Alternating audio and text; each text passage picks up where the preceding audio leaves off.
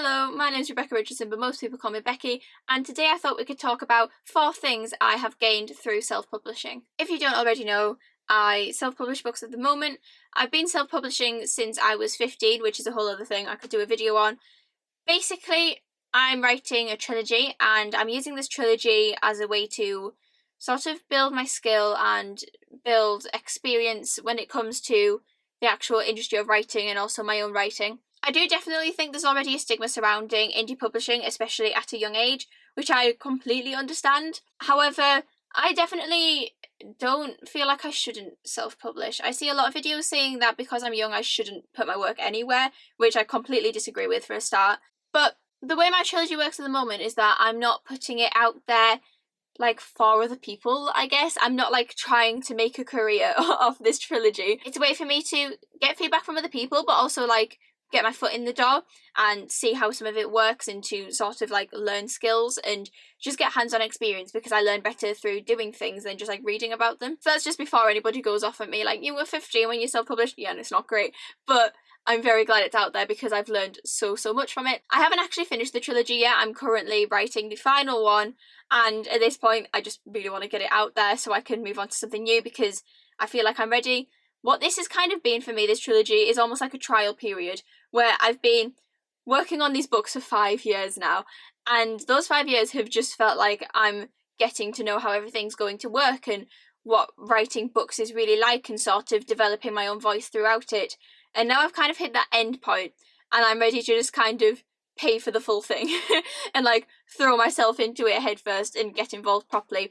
But obviously I still have to finish book 3. And I think the reason I feel ready now is because of these 3 books and the things I have learned from them and what I've gained through doing it, which is what we're going to go over now. So the first thing I have gained through self-publishing is experience. Of course, when you only write for yourself, that's all you're doing. You're writing for yourself. You don't have deadlines. You don't have to like think about other people. You're doing exactly what you want for what you want. And I find that fun, to be fair. That's how I like to write. But self-publishing has given me all of this new experience of what it is like when you're writing for someone other than yourself. This involves experience with deadlines, which of course I put on by myself, which isn't the same as it would be if I was traditional. I choose my own deadlines, but I still have to meet them. I will say I don't always. They're kind of vague deadlines. I'm like the beginning of next year. But they're still there and I still have to force myself to write more. I can't like mood write anymore. I have to sit down and get so many words done. Since I finished school, I've been trying to get 10,000 words done a week. Whenever my next reading book comes out, this is going to sound like a laughing stock because it hasn't happened, but I've been trying to do that and kind of getting used to just writing it like it's a job. Not writing because I want to and it's my hobby, but writing because I need to get it done because it has to be done for now. And I do think it gives me some sort of discipline when it comes to it, because I'm no longer like, oh, I can't be bothered today, I just won't. I have to think to myself, well, I know you can't be bothered, however, you need to find the motivation from somewhere because it has to happen. And sort of having that extra bit of discipline on myself has really helped me like move forwards with it, and it has given me experience because if one day I manage to go traditional, that will be something I'll have to implement in then as well. I've also gained experience through like the marketing and business side of things. Obviously not too much because I'm not like making an avid effort to market my book to like thousands of people, you know. I don't want like hundreds of thousands of people to be reading this, I really don't. But I definitely have been doing small bits of marketing. So I started a Facebook page, I started an Instagram page, and I also joined writing groups online. All this stuff has kind of given me a little bit of experience and a little bit of insight into how things should be working. So I did a lot of research into marketing. I did so much research into marketing and I found a lot of it I couldn't do just because I'm a very anxious person. I don't like reaching out to people who I don't know, especially online, and also I'm young so people don't take me seriously, and a lot of things like that I just couldn't do. However, little things like starting pages and making leaflets to hand out and things was just a little bit of experience for me that I didn't think I was necessarily going to have at first. It has allowed me to understand some more of the difficulties of the business and what I'm kind of throwing myself into, as well as the professional head I really need to have, and I need to like grow from somewhere. I also gained experience in the other things that come with indie publishing, so I have to reach out for people to make the covers. You know, I come up with the titles, I have to find people to make the covers, I have to find somebody to do the editing, I have to find people to beta read, all of these different things that like I have to do myself, which is difficult, I'm not gonna lie. It's stressful. And of course, then you've also got the side that I have to like build the book, I guess, because I self-publish through Amazon and I have to like make the cover because I publish in paperbacks. And so there's this whole sort of thing of me trying to build the book, and the most stressful part of it is definitely when it comes to the paperbacks and making sure that everything is the correct size. It takes so much resizing and so much effort and work, and then I've got to make sure everything's perfect and like the pages are right and there's no like bleeding and all the other stuff.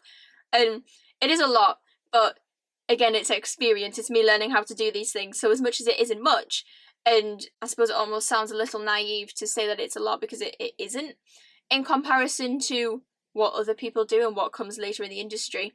It's like little things, and it's just little bits of experience. I'm not going into everything entirely blind, and it's stuff that I have learned. You know, I learned stuff from this. And that takes me into the second thing I have gained from self-publishing, and that is knowledge. Because of course, with all of this experience I'm getting comes the things that you learn along with it. So, like I mentioned, I've had to learn how to reach out to people to build covers. I've had to learn how to market my own book via social media.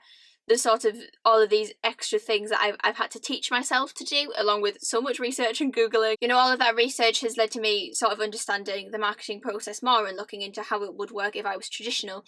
And just the writing industry in general, there is so much I didn't know when I went into this. I knew basically nothing. I was 12 when I started writing my first book. I was 15 when it went up. And I knew like nothing when I first started the book. I was like, yeah, I'm going to write a book. I wasn't even sure if I was going to like do anything with it at that point. And I knew absolutely nothing. And even since the first one went out, I've learned so much more since then. And I think if it wasn't for this series, I wouldn't be learning these things, and I would just be writing a book now and then being like, okay, I'm going to go traditional, and I'd have no idea what I'm doing or how to go about it, or just how difficult it is, how many like obstacles there are that just stand in your way if you're a completely unknown writer. And it is definitely knowledge that I am so grateful to now have, because I do feel like I know more. I definitely don't know everything. I'm always learning stuff, and there's definitely a lot I don't know, but I know more than I did, and I'm learning with every day. And you know, as book 3 comes out, I'll be learning more through that. And just kind of having this ball rolling with it and kind of bringing out new books and sort of having readers engaging with it pushes me to then have to look further into it and have to do more research and find out what my next move is going to be. And I think the knowledge that I've gained from that is something that is really important that I have. I've also learned more about the actual difficulties of being a writer. Like I mentioned in the experience section of this, I can't just like write freely anymore. Like a lot of my time is spent writing a specific project for a specific date and getting so many words done. And that is difficult. It is hard. And not even that, all the other things that come into it, the sort of very specific craft of it, and how everything has to fit into everything else, and then you need to come up with a title, and there needs to be a blurb, and the time you have to take to put into all of this. You know, I think a lot of people go into a book thinking they can just like typey type away with like the coffee cup on a morning and the cat next to them, and oh look, there's a bestseller after like a month. And it's like so not like that. And I think as much as I went into it knowing that's not how that was going to work, it has still proved to be difficult, but I'm sort of overcoming those difficulties. So whereas now I do all these things, I write to deadlines, I write for what other people want me to write, I guess. It's a lot easier now than it first seemed, because I'm kind of getting used to it, which I'm so glad that I'm getting used to it this young, because it is giving me this discipline that I then need to continue forward. And I think the knowledge of these things and all that I've learned through this experience has just been something that I could not get any further in this, what I want to make a career, without it. The third thing I have gained through self-publishing is skill, which probably sounds a bit big-headed, but I don't mean like amazing skill. I don't mean like, yeah, I published 3 books and now I'm amazing. For a start, I've only published 2. And secondly, I'm definitely far from amazing. I think a common thing in young writers, and even like old writers, just amateur writers in general, is this idea that everything you write is perfect. And it is definitely something I struggle with, because I know my writing's not perfect. However, because I'm myself, I'm not overly critical of it.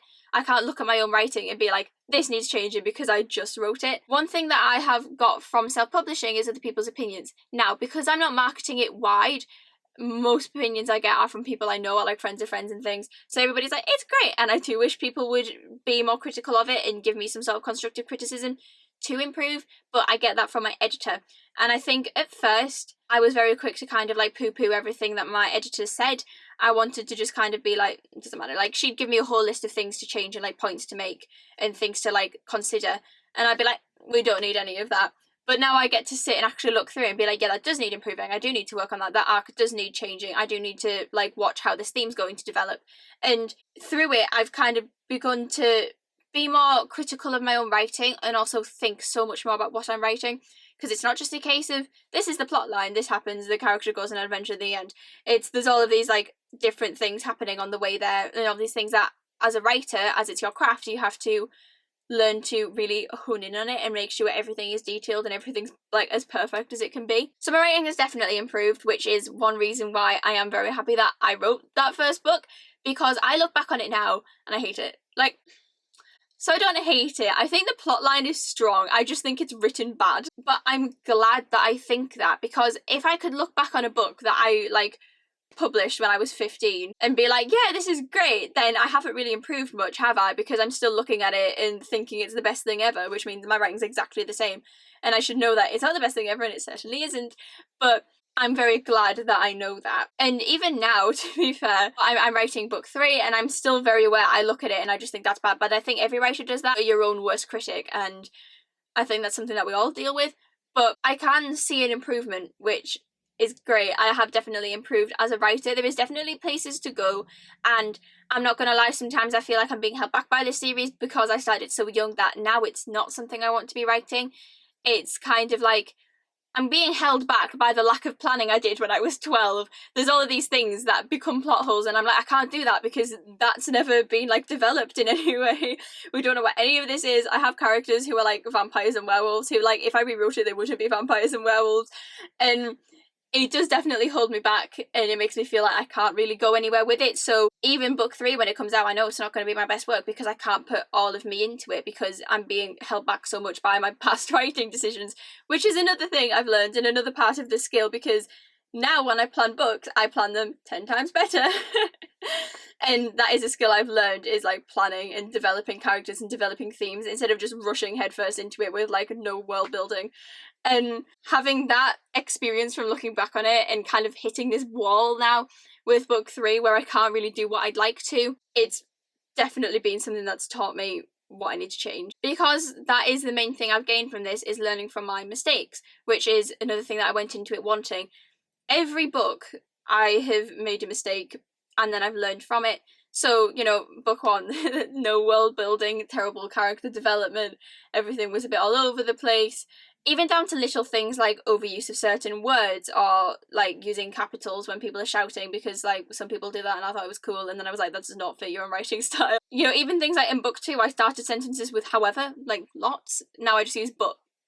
And little things like that, learning how to correct the own flow through getting rid of the word however, learning to stop repeating myself, making sentences longer, adding in more description, because there's still far too much dialogue. I'm just somebody who likes writing dialogue, but it's balanced out now with description, whereas in the first book it wasn't. I had to add 30,000 words in the like final draft that was all just description to like balance out with the dialogue. But these are mistakes that you learn from, and that is another reason why I'm so glad that I have written these books and I have put them out there, because it's making me more critical of it and it's making me look at my own mistakes and think that needs to change for this. I suppose it's like process of elimination. Every time you find a new mistake and you sort it out, it like gets slightly better. And as much as I'm definitely never going to finish making mistakes, I'm like making less mistakes as time goes on, so it's increasingly getting better as I make mistakes and then erase them. But yeah, I fully think if I hadn't self-published these books, with the third one still to come, I wouldn't have improved as much as I have, and I wouldn't be aware that there's still so much more improvement that I need to go through, which hopefully when I get onto my 4th book, which I won't be self-publishing, I can implement all of this like new skill I've gained that I can't really put into book 3 because I'm being held back so much, and I can make it into something that I am actually proud of and I look at and think, that's okay, that's decent, at least decent. I'm not going to say perfect because I never think it's perfect, you know, it's just decent. And the 4th and final thing I have gained through self-publishing is confidence. I talk a lot about my confidence on this channel and about how this channel is designed to try and help me improve my confidence, and my writing is exactly the same. For a very long time, I didn't like sharing my writing just because I was like, it's terrible, nobody wants to read it. But self-publishing it has given me the courage to just let people see it, and I'm not scared anymore. At no point do I ever write something and think, I don't want anybody to see this. I'm always like, yeah, look at it, please. Like, it doesn't bother me the way that it once did. this confidence is also spread into the marketing side of things. You know, I started a Facebook page and an Instagram page, which I don't update as often as I should, but I'm getting around to it. But just reaching out as well, you know, joining Facebook groups. I interact with other writers on Facebook quite often. I can sort of like build little networks between people and speak to these people as a professional who also writes like as a hobby. And that's something that I would have been able to do before. I wouldn't have been able to hold my own in a conversation with another writer because I would have just felt immediately inferior. And I will say, as a young person, older writers do work very hard to try and make me feel inferior. I don't know how many times I've been on these Facebook groups and I've had people tell me that I'll never write a bestseller because I'll never be good enough, and this will never work out, and that'll never work out, and I shouldn't be putting my work anywhere, and I shouldn't even be in writing groups because I'm not like 30. And it's annoying, but I think it's something you deal with because in any industry, it doesn't matter what industry you're in, you face issues and you face people who don't want you to succeed. And I think kind of being approached with that so early on is going to work for me later on, because at this point I've kind of faced all my doubts because of all this stuff I've like seen and all these things that have been thrown at me. I've kind of learned to stop listening to the backlash. So like the first time somebody was like, if you don't write 500 words a day, then you're a terrible writer, I was like, I've got to start writing 500 words a day, otherwise I'm never going to get anywhere and I'm never going to achieve and I'm going to end up in a box on the street forever because I couldn't sort out this one career and I'm really bad at everything else, but if I don't write 500 words a day, then I'm bad at this too. But now, when people say that kind of thing, I'm like, yeah, right, okay, people learn in different ways.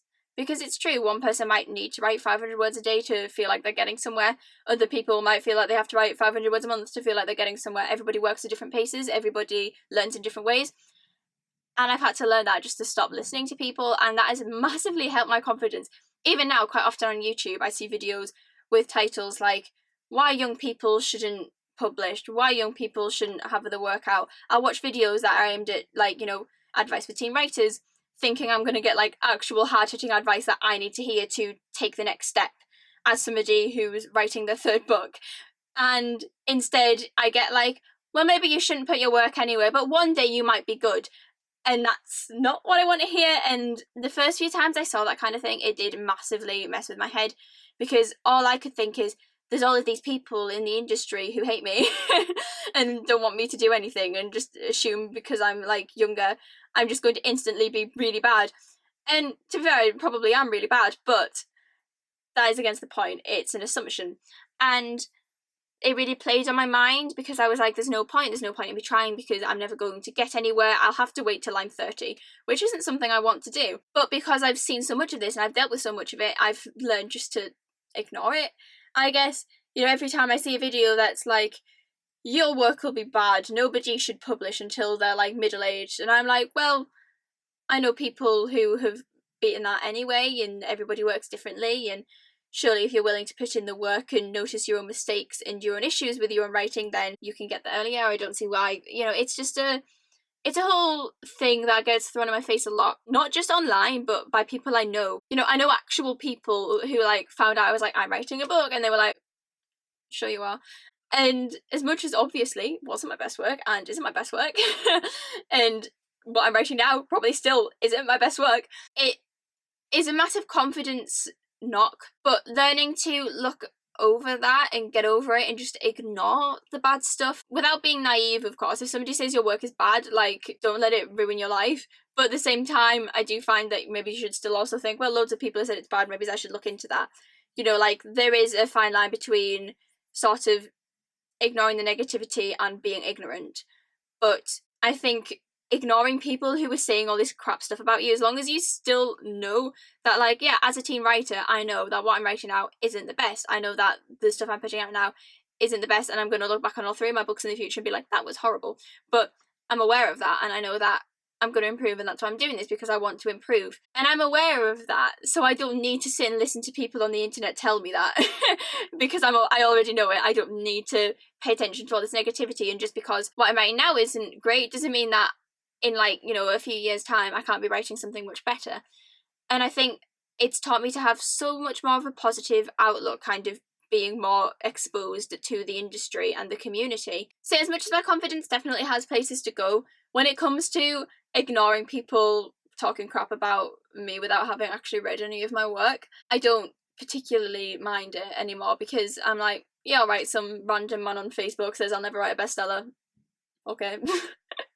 You know, so yeah, my confidence has definitely grown in leaps and bounds from being exposed to these communities. So that is my 4 main things, I guess, that I've gained through self-publishing. The point in this video, I guess, was to sort of encourage people to do it if they want to. I think there's such a stigma around self-publishing and this idea that if you self-publish you're bad, which, for a start, I don't think's true, but there's so much to gain from it other than fame. I am so grateful for all of the skills and all of the experience I've gained from self-publishing, and I'll forever be glad that it's something I chose to do, because it has been a sort of trial period, as I said earlier, that's built me up to then being able to kind of do better things and feel more confident about better projects in a way that I just wouldn't have had if I hadn't done any of it. And even if I do like look back on some of my work and I'm like, that could have been better, I'm not saying it's like terrible, because it's not terrible. I have like people, every review I've had of my books have been like good. Obviously I look back on it now and I'm like, that was horrific. Despite that, and despite what I now think about it, it just shows that I've improved, and it's taught me so much that it's never something that I'll like not be proud of. With that in mind, I am aware that at no point anytime I've mentioned this series have I actually named it or posted links, and that's because as it stands at the moment I'm not particularly comfortable sharing that. Not like for any specific reason, I don't think, just because so many people know about that, and then I'll have to merge the two things, and then I haven't told everybody I know that I have a YouTube channel yet, and I'm not really looking forward to that. But I will at some point in the future. I will share links and things, and I will crap on my book every moment until then, and then nobody will want it because I have no idea how to market myself. But that will be coming at some point, and then I can actually let people see what I'm talking about and how far things have come, especially since I'm going to be doing writing vlogs about the 3rd book, and then people will finally be able to find out about it. But that will come at some point in the future. I promise there's no dodgy reason. I'm keeping it all like undercover.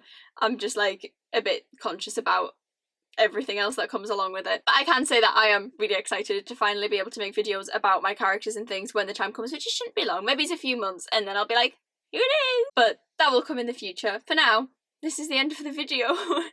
Thank you so much for watching. If you have any experience yourself from self-publishing, or maybe you've like tried that and traditional publishing and you have any comments you want to make about it, or you have any questions to ask about the process of it, I might make a video about that at some point, just the general like process I went through to actually get self-published, because I had to do so much Googling myself that I could make just like a very quick handy guide to it, I guess. But if you have any questions or you have any opinions you want to give, please leave them in the comments. I will definitely read them all. That is all I have for now. I will see you very soon. Bye!